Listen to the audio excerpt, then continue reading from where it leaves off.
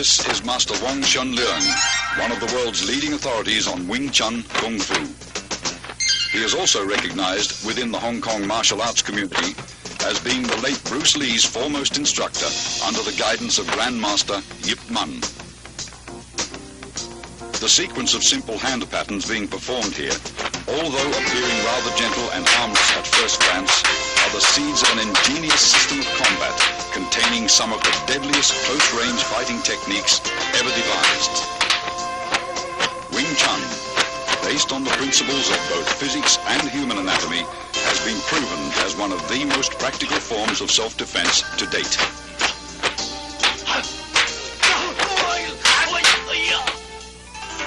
Grandmaster Yip Man was responsible for Wing Chun's world fame. The text you see here, written by him, is the entire history of this southern Chinese system which he introduced to Hong Kong from his native province, Guangdong. The roots of the art go back to the famed Shaolin Monastery, which for centuries was the hub of Chinese martial arts.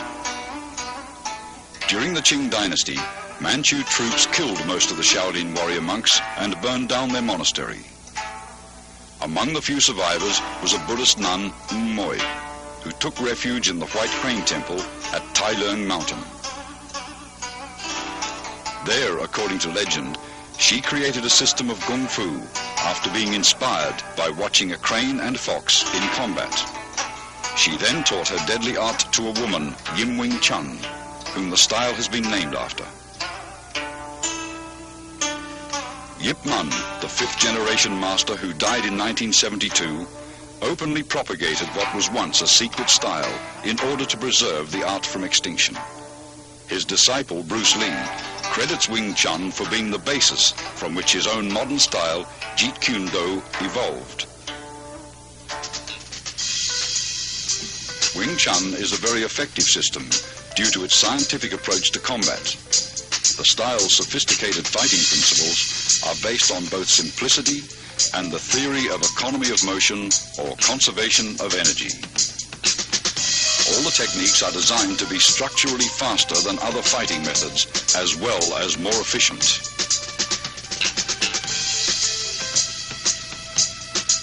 An imaginary line running down the middle of the body, called the center line, is the basis of Wing Chun fighting theory. Its path is determined by crossing the wrists while extending the arms first down, then up. This movement is found in the beginning of all three Wing Chun forms. Many of the vulnerable points of the human body are located along the center line.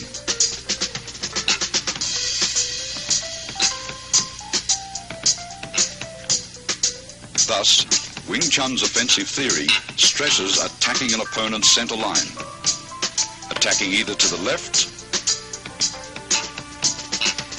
or right of his center line, your force will be dissipated if he rolls with the blow. Attack his center line and he must absorb the strike's full impact. All Wing Chun's offensive techniques, in particular the straight punch, which is the style's major weapon, begins from the center line.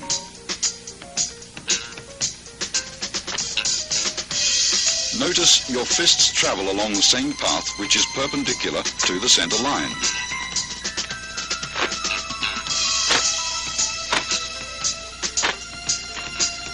Wing Chun punching is always direct, since the shortest distance between 2 points is a straight line.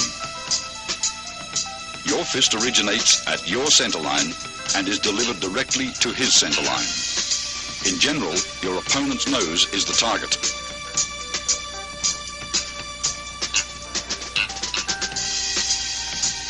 Defensively, Wing Chun stresses the instinctive protection of one center line through a tight on-guard arm position where the elbow of your lead arm is always a fist distance from the center line. Never is the elbow out, since you are left exposed. Though your arm moves to block, your elbow remains a fixed axis.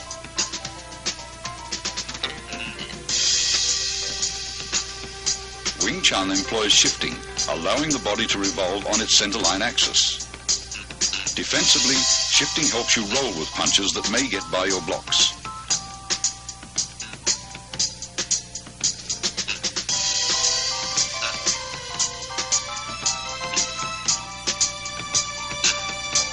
Offensively, shifting creates various angles for attacks that will subtly penetrate an opponent's defenses. Body shifting also increases the distance of your arm's reach.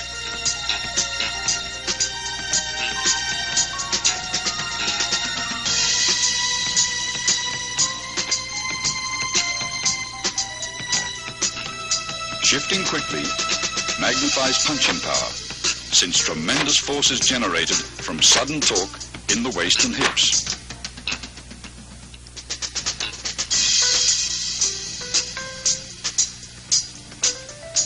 Wing Chun is structurally faster than many styles of fighting because it employs simultaneous offense and defense.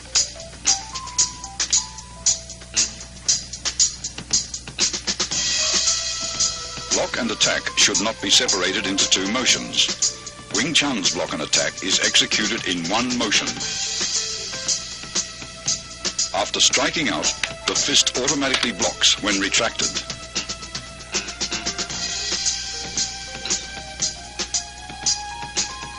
A line extended from shoulder to shoulder and perpendicular to the center line forms the four gates. Wing Chun's defensive system trains one to employ various blocks to protect each of the four gates. Here, Master Wong protects his upper right gate as he blocks and punches in a single motion.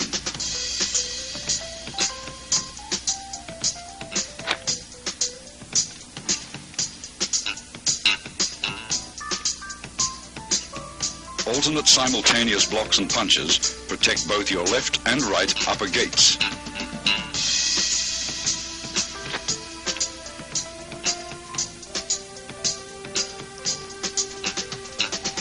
Observe how body shifting is coordinated with both the blocks and strikes.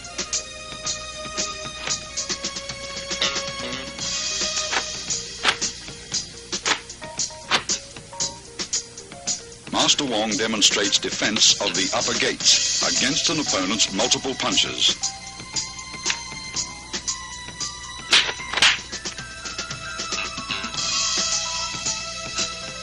Similarly, both left and right lower gates may also be protected with simultaneous alternate blocks and chops.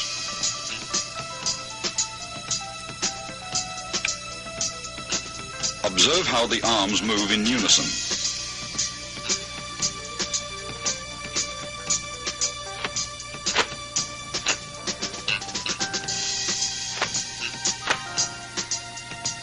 Here, defending his left and right lower gates, he simultaneously strikes with a right chop, then a left punch.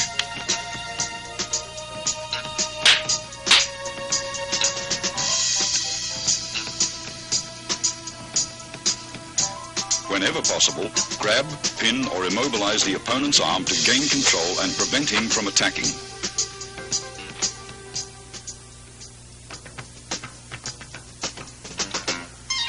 In accordance with the theory of economy of motion, Wing Chun hand techniques defend and block at the same time and are delivered in a bursting series of straight rapid-fire attacks. The basic straight punch begins in front of your solar plexus and is thrust out with your fist at nose level. As one fist punches, the opposite fist retracts. Notice the wrist snapping action, unique to Wing Chun.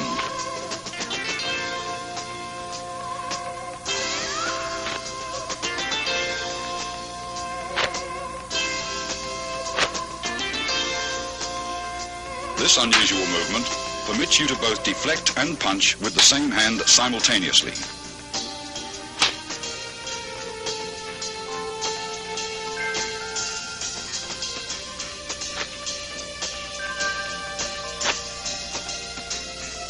It also creates a powerful shocking force, even from short distances, as seen demonstrated by this 1-inch punch.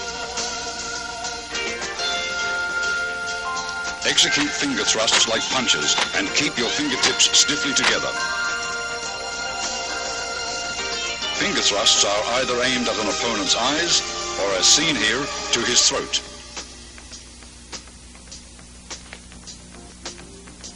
When employing palm thrusts, use the palm heel as a weapon. Palm thrusts directed under an opponent's nose are very effective.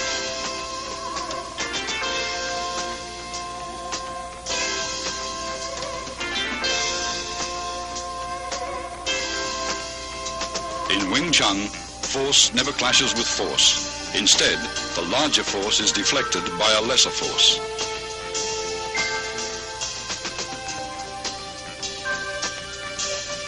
Tan Sao employs the thumb side of your forearm to block. At completion, your elbow returns to the fixed elbow position, 1 fist distance from your center line. Rotation of the forearm and the palm's abrupt upward twist generate power. Blocking power is enhanced by twisting your torso while shifting.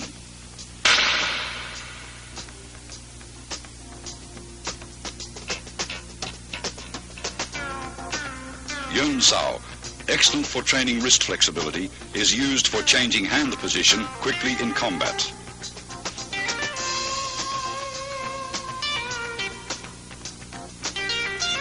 It is executed by a relaxed rotation of the hand around the wrist.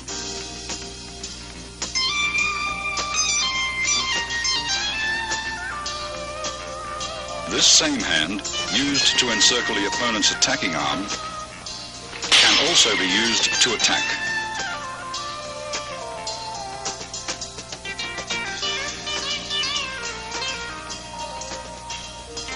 Wu Sao employs either your palm or edge of the hand to block.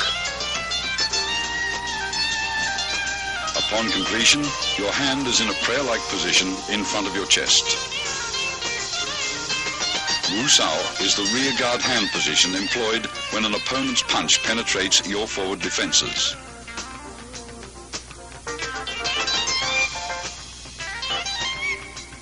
It is employed either to block outward with the hand's edge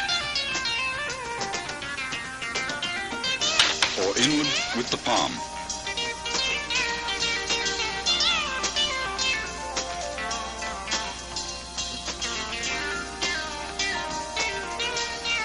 Bok Sao employs the inside of your wrist to block. At completion, your arm is in the fixed elbow position, 1 fist distance from your center line.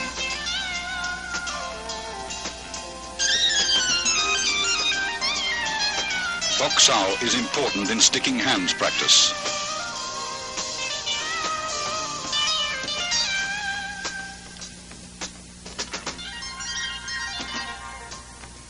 Bok Sao uses the palm heel for deflection. By utilizing the wrist's snapping action, it is often combined with a punch.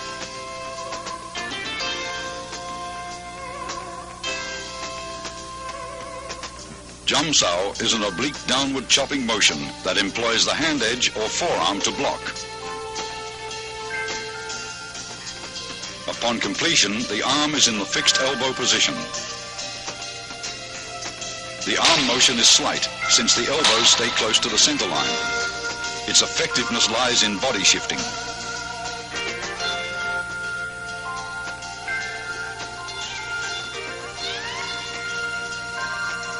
Gan Sao employs the forearm to block low-level and groin attacks by combining both the hinge action of your elbow and body shifting.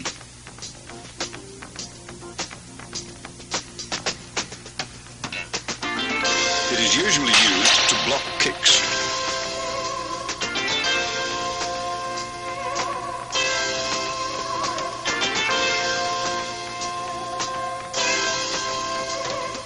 Bong Sao is unusual, since it deviates from the fixed elbow position. It is performed by a rolling motion of the forearm, which is the blocking surface.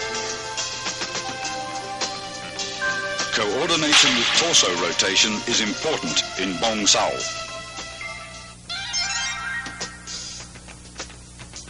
Wing Chun kicks. used for either harassment or closing the fighting gap, always supplement the hands with fast and low direct strikes to the groin, knees or shins. The front heel kick is delivered straight from the ground with a slight snapping action in the knee. Kick direct, but never higher than the midsection. A cross stomp kick uses the sole of the foot to break the opponent's balance, allowing for follow-up hand strikes. The low side kick is for stomping down with the heel or sole of the foot. Master Wong employs a side kick to his opponent's inner thigh as a harassment.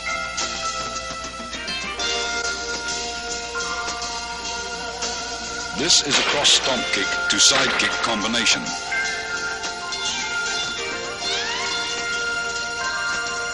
As the opponent evades the stomp kick, Master Wong follows up with a side kick to the midsection.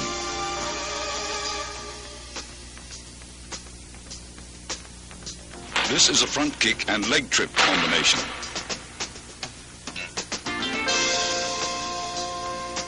After his front kick is blocked, Master Wong follows the blocking force and uses his leg to trip the opponent.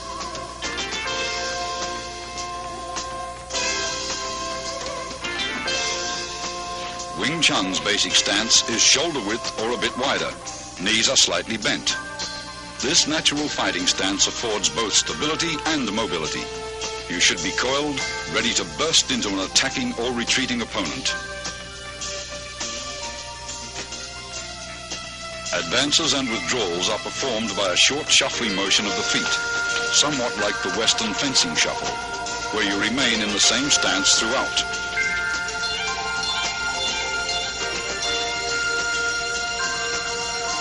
To advance, the front foot first steps forward about 6 inches, then the rear leg slides forward. To retreat, the rear leg steps backwards, then the front leg follows suit. When advancing, spring off the rear leg. When retreating, spring off the front leg.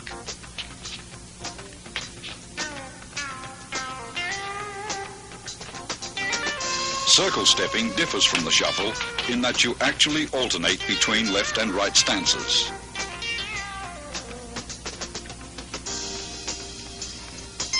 To advance, your rear foot slides forward using a circular motion, while the other foot slides up into a natural stance position.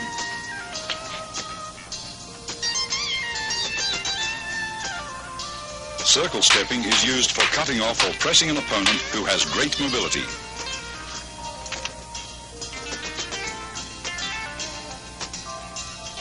A wall bag filled with dried beans or sand is an essential training aid for developing power.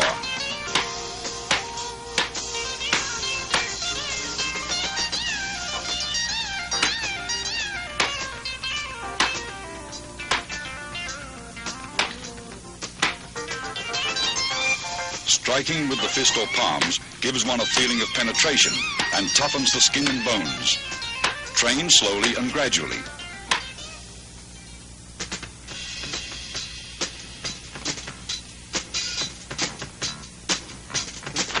Although most Kung Fu styles retain a considerable number of instructional forms, Wing Chun has only 3. Contained within these 3 forms, however, is the entire scope of the style's theoretical and technical knowledge. The first form, which is being demonstrated here by Master Wong, is called Siunim Tao, or the Little Idea form. Most of these movements would seem so simple and lacking in either speed or power that a novice might well wonder what relationship, if at all, they bear to actual combat. Regardless of appearances, Siunim Tao is the foundation upon which the entire Wing Chun system was built. It includes most of the basic techniques discussed earlier: stance, shifting, blocks, punches, and finger strikes, as well as all the underlying scientific principles covering the center line, elbow positioning, and the 4 gates. Performed slowly from a stationary stance, it permits the student to learn hand coordination on either side of the body. Before attempting to practice this form, first study carefully and thoroughly the previous section on Wing Chun's basic theories. Total familiarity with these all-important principles will greatly accelerate your learning process. Once you feel you understand all the basic concepts, begin practicing the footwork patterns, blocks, kicks and strikes, first separately, then in combinations until you can execute them naturally and without any conscious effort. Now you are ready to learn Siu Nim Tao. To perform Siu Nim Tao correctly, you should practice a few movements at a time over and over until you feel comfortable with each motion. Continue on to the next set of movements only when you've absorbed completely the movements of the previous set. After having learned all the movements and in order to test your ability, try to run through the entire form in unison with Master Wong. If you succeed in accomplishing this without any hesitations or stops, proceed to the following sections on form applications. Remember, when practicing techniques with a partner, be careful not to injure him or her. Always exercise control. Once you've mastered the basic theories, basic techniques, Siu Nim Tao and its applications, you're ready to advance to the next stage, or Chi Sao.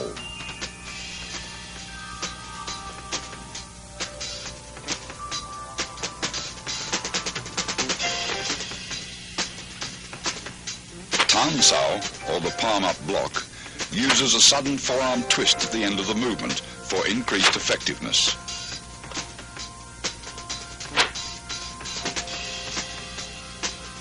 Tan Sao is combined with a simultaneous punch.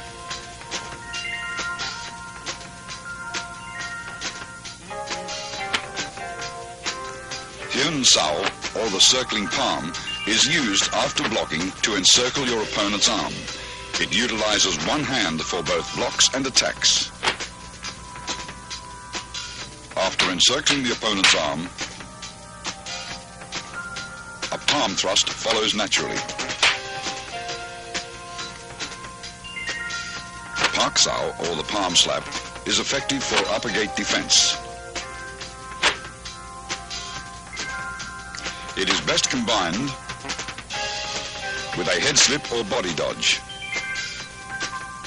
The downward palm block is used against attacks to the lower gate.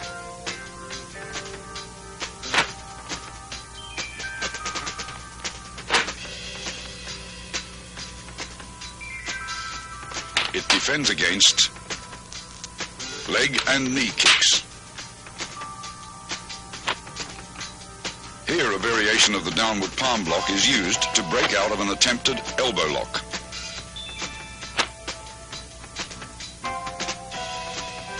A shoulder and forearm shrug can repel an attacker.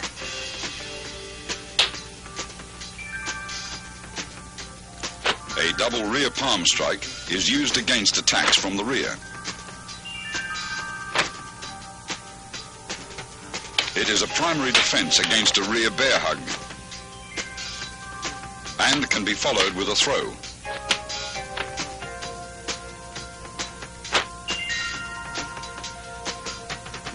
The double knife-edge chop can be adapted for practical application.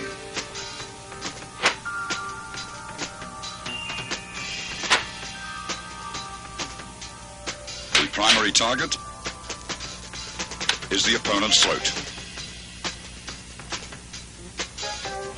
This is the palm jerk block.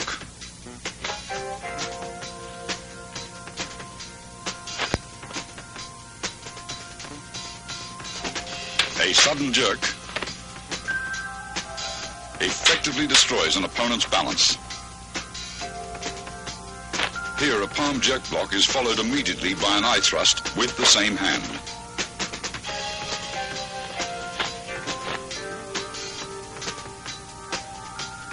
The palm jerk pulls the opponent into the strike. A high wrist block to low palm block demonstrates how both blocks and strikes can be done with the same arm. A punch may be immediately transformed into a block. or vice versa, a block, may be transformed into a punch. Gan Sao, or the low block, is used for defense of the lower gates and can be combined with an attack.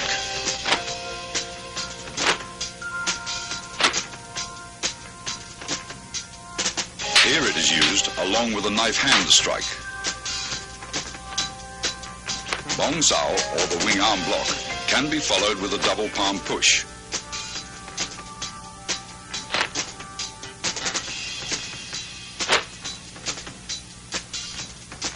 Master Wong blocks, then pushes his opponent.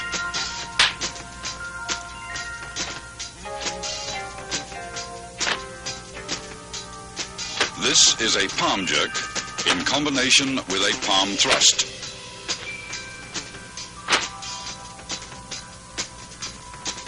A palm thrust to the throat after a palm jerk breaks your opponent's grab. Other than being alternate finger thrusts, these movements have another meaning.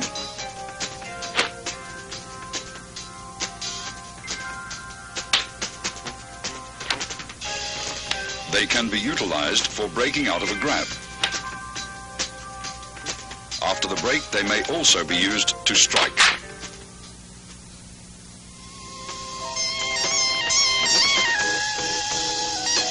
Chi Sao, or sticky hands, is a two-man exercise for developing arm coordination, so that while one hand blocks, the other attacks. It also promotes tremendous sensitivity in the arms, thereby allowing one to instinctively determine the direction of an opponent's force and develop the quick reflexes needed to direct that force with a minimum of effort.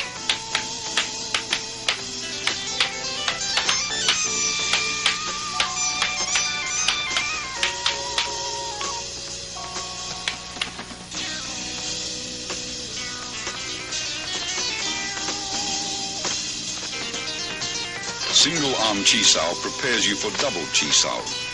Since only one arm is used, you may concentrate on proper arm position and feeling the opponent's flow of force. Tan Sao, a low palm thrust, and Bong Sao comprise the movements executed by partner A.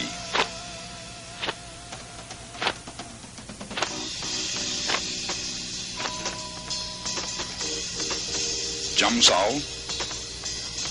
a straight punch, and Fok Sao comprise the movements executed by partner B to match those of partner A.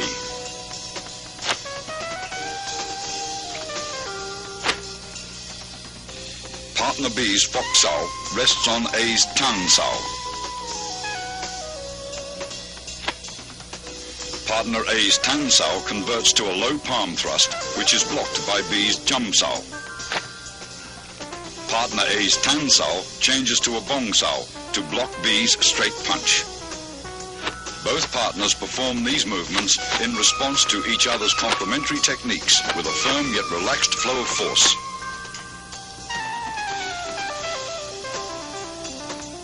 After achieving proficiency with single arm Chi Sao, begin double arm Chi Sao. The first stage is Pun Sao, or rolling hands. Both partners, A and B, perform the same arm movements. The right arm alternates between Tan Sao and Bong Sao.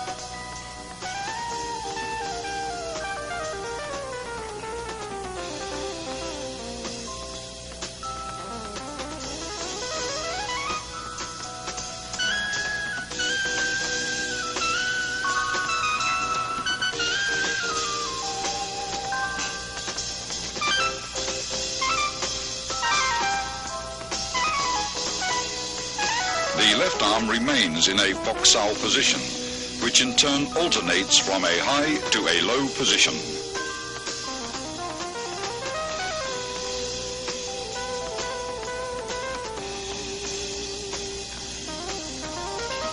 Partner B's left high Fok Sao rests on A's right Bong Sao, while A's low Fok Sao rests on B's right Tan Sao. Both left arms in Fok Sao position rest on the other's right arm, which changes from Tan Sao to Bong Sao. Both partners roll their arms up and down in unison. Avoid stiffness and rigidity, and never try to use sheer muscle force to overpower your opponent. With practice, the feeling for rapid directional changes in the forces of an opponent's attack or defense will give you a sense for when to yield, resist, defend, or strike. Go Sao, or sticky hands fighting practice, the second stage of double Chi Sao, is a type of regulated sparring where you learn how to employ the techniques taught in the three forms against an opponent. The importance of the centerline theory and the significance of form and function will be realized. If you expose your centerline either by failing to maintain the fixed elbow position or if your blocks deviate too much, the opponent's attacks will penetrate. You will get hit. Go Sao hones your fighting techniques so you can react with a different combination of basic blocks and attacks in a free-flow exchange of techniques when the opponent's movements are unpredictable. This liberates you from formal fixed patterns of fighting. You learn to discard all the rules, to adapt and express techniques naturally and spontaneously in the here-now of Go Sao practices. Here are some examples. Disengaging is for releasing your arm from an opponent's blocking arm. The pressure from your block enables your opponent to disengage and punch. With proper sensitivity, as he disengages, your arm flows forward to punch him first. This continuous flow of energy through your arms is compared with water. Water seeks the path of least resistance. When practicing, be like water. Avoid the strong and attack the weak. A constant forward pressure towards your opponent's centerline is the secret to Go Sao.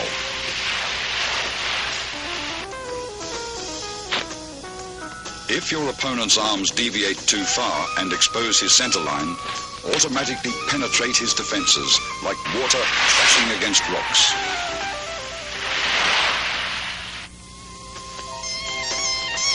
As Master Wong detects his opponent's right Tan Sao has deviated too far from the centerline, his left Fok Sao changes into a punch to the opponent's solar plexus.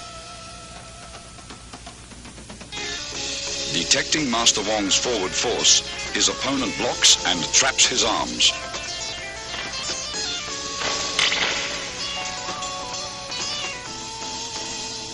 Master Wong's left Fok Sao crosses over and traps his opponent's left hand as he presses forward with a right palm thrust to the throat. His opponent counters the technique by parrying the right palm attack with a right grab and trapping Master Wong's arms with a Bong Sao.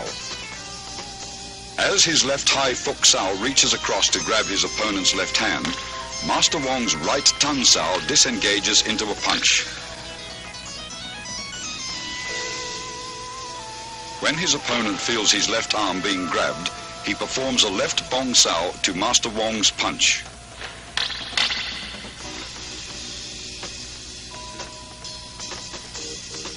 Master Wong's Pak Sao blocks his opponent's left arm, and he slips in with a low palm strike. The opponent employs body shifting by pivoting to the right and dissolves Wong's forward rush as soon as he feels Wong's body advancing.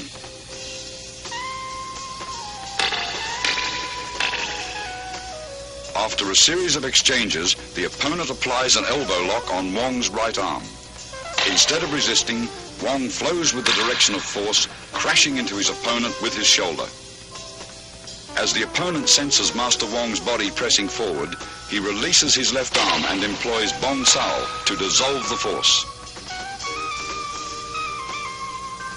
Wong's right Bong Sao grabs his opponent's right Tan Sao, pulling him forward, and locking the opponent's left hand, he executes a left punch. Feeling himself being pulled forward, the opponent employs body shifting to divert Master Wong's forward surge of force. Then, his right Pak Sao pins Wong's left arm.